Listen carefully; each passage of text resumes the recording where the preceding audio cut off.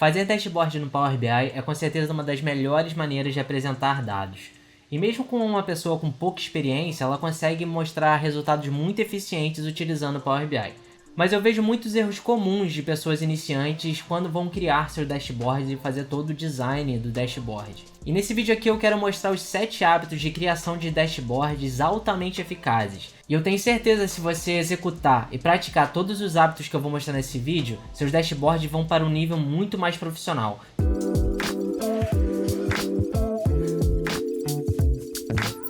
Fala pessoal, meu nome é Breno Valinhas e se você curte esse tipo de conteúdo, considere se inscrever aqui no canal e deixa seu like aqui nesse vídeo se você gostar. E o primeiro hábito e o primeiro item da nossa lista é entender a audiência que a gente está querendo mostrar o nosso dashboard. E dentro desse contexto todo de inteligência de negócios, de business intelligence, a gente quer transformar os dados em insights para gerar ações de negócio para ajudar as pessoas. Então quando a gente está criando o dashboard, a gente tem que sempre ter isso em mente, que a gente quer levar uma pessoa a olhar nosso dashboard e a tomar uma ação. Então para isso a gente tem que entender muito bem quem que é o nosso receptor. Eu gosto de dizer muito que dashboard é que nem uma piada. Se você tem que explicar o seu dashboard para alguém, é porque ele não tá bom. E um detalhe importante sobre o dashboard é que você tem que se comunicar normalmente sem falar. Então você tem que saber exatamente o que as pessoas querem. E para isso a gente chega no segundo item da nossa lista, que é faça as perguntas corretas. Depois que você entendeu de fato quem é seu público-alvo, você vai ter que saber quais as perguntas efetivas que eles querem saber. Então vamos dar um exemplo. A gente está agora analisando o preço dos carros, dos veículos no Brasil de modo geral. Tem a tabela FIPE, por exemplo, que tem o preço médio dos veículos, como eles estão sendo negociados. Que a gente pode fazer várias perguntas para esse tipo de dados, como qual a valorização dos veículos da Fiat no último ano? Ou ainda, qual o top 10 carros mais caros atualmente? Quando a gente vai transferir isso para o Power BI, nesse caso aqui, a valorização seria a nossa medida. E quando a gente fala veículos da Fiat ou do último ano, seriam as dimensões ou as nossas colunas. No outro caso, por exemplo, a gente tem os top 10 carros, os top 10 seriam as dimensões, e os carros mais caros, que estaria relacionando ao preço médio de venda ou alguma métrica, alguma medida de venda, seria a nossa medida que a gente ia desenvolver no nosso dashboard. Então quando a gente vai responder as perguntas corretas, a gente quer saber exatamente as perguntas que vão causar mais impacto no receptor. Então aqui a gente só analisou o propósito do dashboard, o a fundo dele. Então a gente precisa de uma interface para se comunicar com a audiência. E essa interface são os visuais. Que a gente chega para o nosso terceiro item, do terceiro hábito da nossa lista, que é a escolha o visual correto. E para cada tipo de pergunta que você vai modelar no Power BI, você tem que transformar aquilo em um gráfico.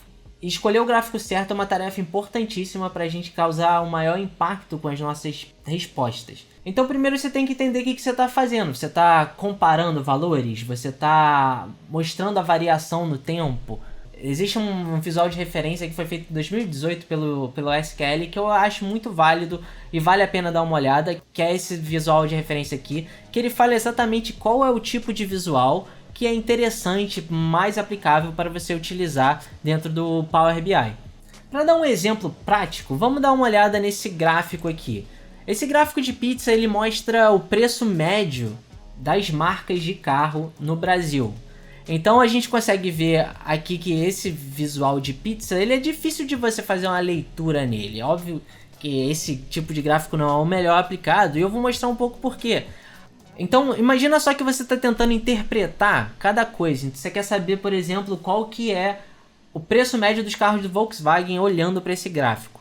Então primeiro você vai ter que passar o olho aqui, procurar qual que é a cor da Volkswagen, que é verde.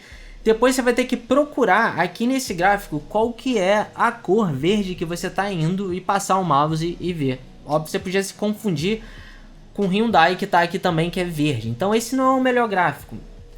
Então a melhor abordagem para você ver esse gráfico seria fazer algo assim, um gráfico de colunas, onde você consegue ver o preço médio dos carros de uma forma muito mais efetiva. Só dá uma olhada aqui no Volkswagen, você vai conseguir ler aqui as informações e vai achar o que você quer.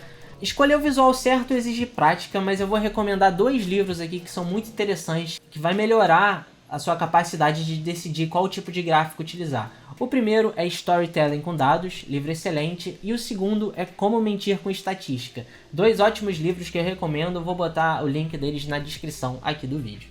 Até aqui a gente já chegou na parte de informar a audiência, mas a gente precisa engajar com a audiência para ela ter a melhor experiência do usuário e realmente a partir do dashboard ele conseguir tomar uma atitude, uma ação, uma tomada de decisão eficiente. E para criar essa interface, a gente chega no quarto hábito da nossa lista, que é seja objetivo. Imagina que seu dashboard é uma orquestra, e cada visual dentro dele, cada informação que você quer passar é um instrumento. Você tem que conciliar todos os instrumentos ao mesmo tempo, mas por exemplo, vamos dar uma olhada nesse dashboard aqui. Nesse dashboard tem muita informação, tem muito visual, é difícil você tirar uma informação relevante de forma rápida, é aquele tipo de pessoa. Eu teria que explicar, você teria que perder o tempo para analisar cada caso.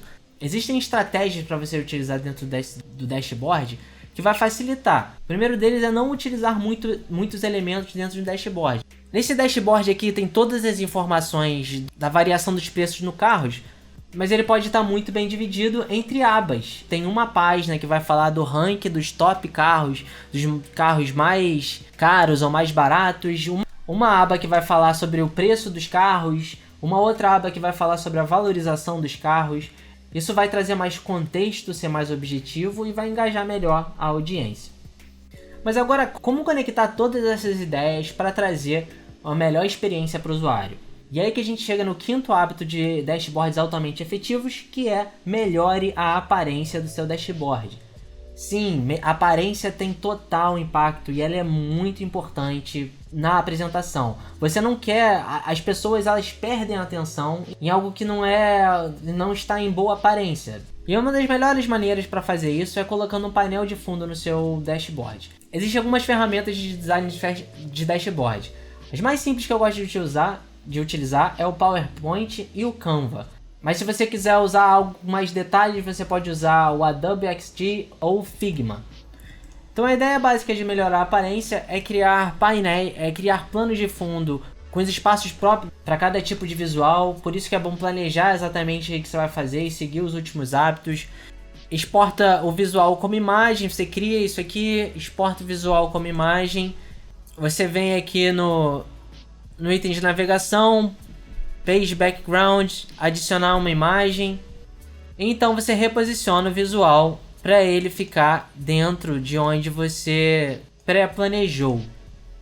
Eu utilizava muito o Canva para criação de dashboard porque ele tem vários ícones que você pode usar, você pode formatar texto, você pode inserir ícones, você pode mudar a transparência, ele tem várias fotos que você pode usar como background, o plano de fundo do plano de fundo para deixar tudo com uma textura um pouco melhor. Mas eu recentemente mudei para o Adobe XD, que é muito parecido com o Figma, que você tem um total controle sobre as margens, você tem mais funcionalidades que você pode, com sombras, por exemplo, você pode importar coisas de ferramentas como o Photoshop, no caso do Adobe XD.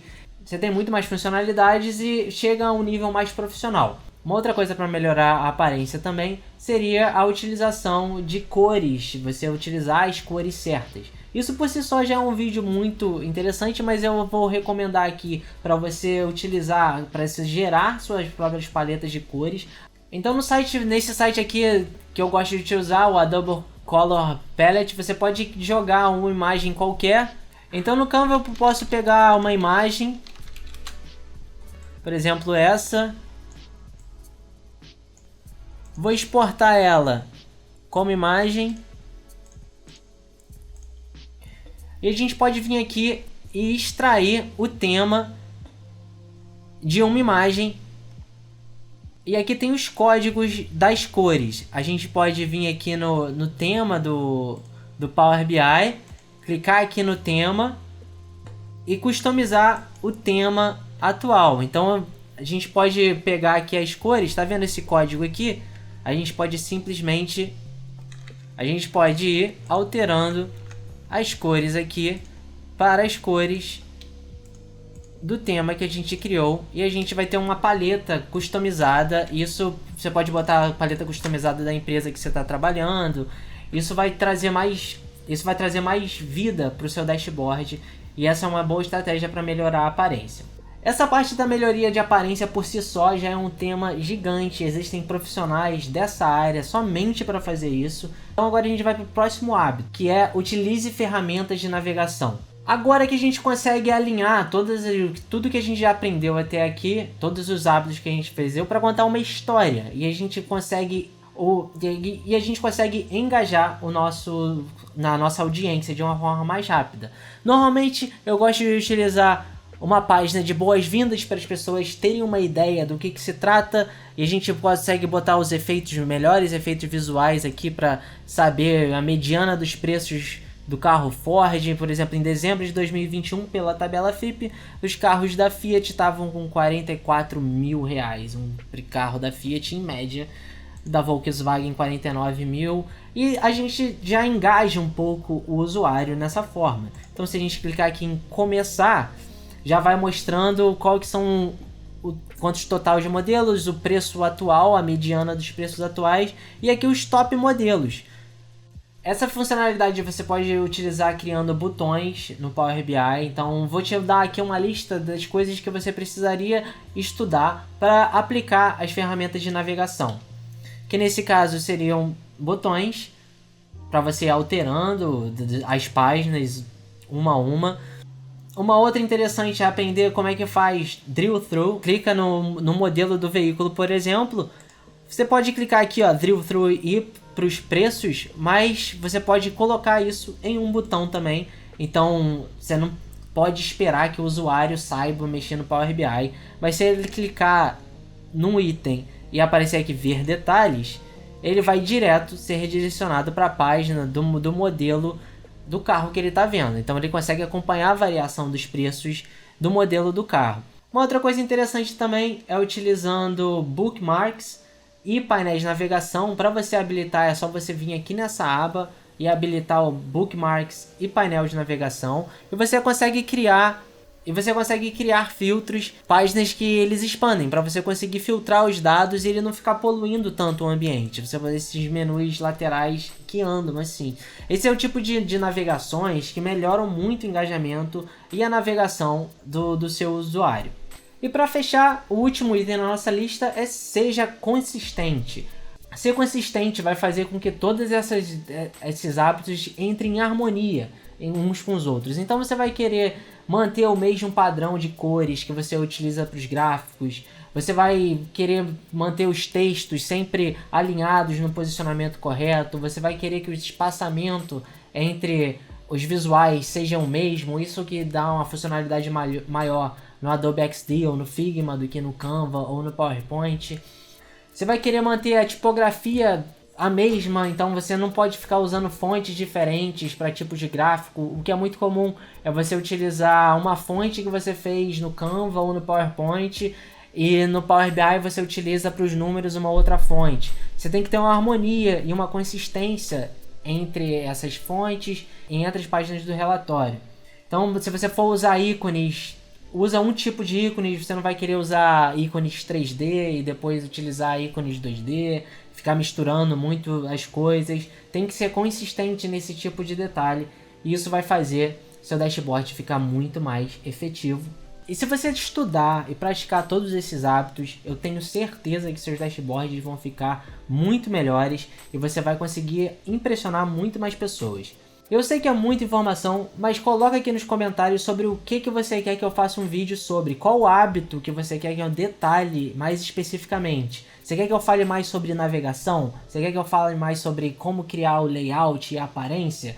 Coloca aqui nos comentários o que você quer ver, que eu vou fazer na prática, como que você aplica esses hábitos dentro de um dashboard real. E é isso, pessoal. Se você gostou do vídeo, deixa aqui sua curtida, considere se inscrever no canal e a gente se vê no próximo vídeo.